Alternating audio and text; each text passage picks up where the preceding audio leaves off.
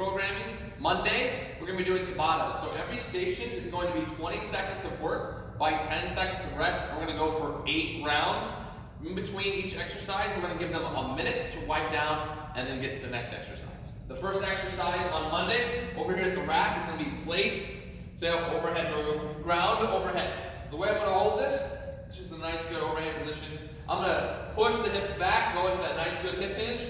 I'm going to find the floor, then it's up and press. Back to under control, find the floor, up and press. So you want to make sure that on the weight plate, okay, you guys are able to go in the overhead position. So that's the weight they need to choose, is something they can press in the overhead.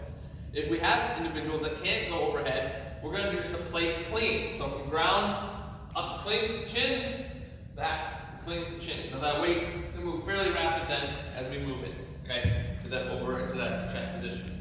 After that, we're going to move on to a 3-point row. So this is going to be supported with boxes. We'll have 2 of them out for the clients.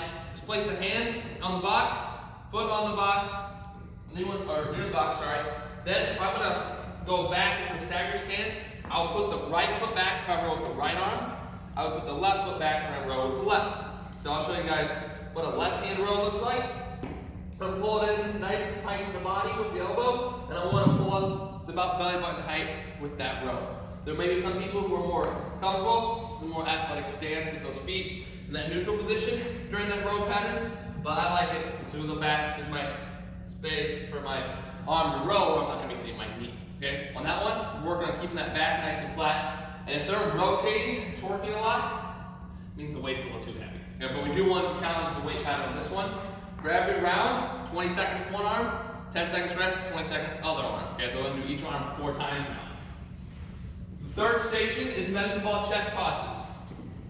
So for this one, there's basically like 2 variations of this. One is just strict, where you're going to toss straight from the chest as loud and as hard as they can. Another one is just adding the hips into it. So it's a little dip with that butt going back and forth, and then they're adding a little bit of that body into the toss. You'll notice that as the hips come forward, the ball comes out. Some of the clients will go back with the hips and shoot the ball forward. But remember, as we drive our hips forward and create power, then the ball would have to explode out towards the wall. So that's the chest toss. That's station 3.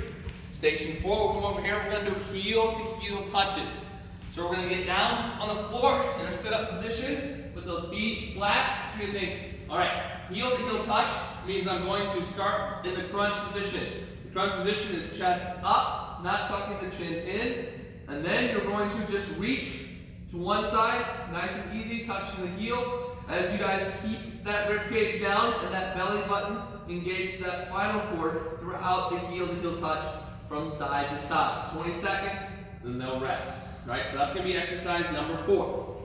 Exercise number 5, we're going to come down here to the TRXs, and we're going to do either drop squats, okay, for a plyo version, or we're going to do normal TRX squats. The drop squat, you stand tall with your feet together, you go out and down, in and up, out and down, in and up. We want to make sure we're sitting to our heels, but we're hopping on the balls of our feet. When we do TRX, just normal squats, just let those arms stay out in front, sit down nice and deep. We want to make sure the eyes are up. So a lot of times in TRX, sometimes people will naturally just look down. Just make sure they're keeping the good posture and good form with eyes up and chest up. 1. All right, guys, the finisher for Monday is going to be 2 different exercises for 3 minutes. They're going to go back to back for 30 seconds each with no rest. So the first exercise is in the plank position. We're going to try either climbing planks for the first exercise, or the ideal version here, and that's we're going to start in that plank position, elbows under the shoulders, then I place my hands where my shoulders are, and go up into that push-up position, and then back down under control. If they need to modify that, or they can't go up in that position, maybe they just don't have the strength to press up, just have them hold the plank for 30 seconds since it's timed, and we're not counting reps. They can just do this, all right, for 30 seconds. From there, the second exercise, quick transition. We're trying to get them to go with no rest. Is what's called a bicycle. So I just put my hands behind my head. I'm just supporting. I am not pulling in. And then I'm going to go opposite elbow, opposite knee as they extend out and bring it back in. Notice how the toes are flexed. If bicycles are a little bit too challenging, go into the dead bug, which is the opposite leg, opposite arm, the modified version. Okay, because if they can do bicycle, if they can't do bicycle, we don't want to go into the full extension dead bug. We want to keep it more than that 50%. Okay? And that's the finisher.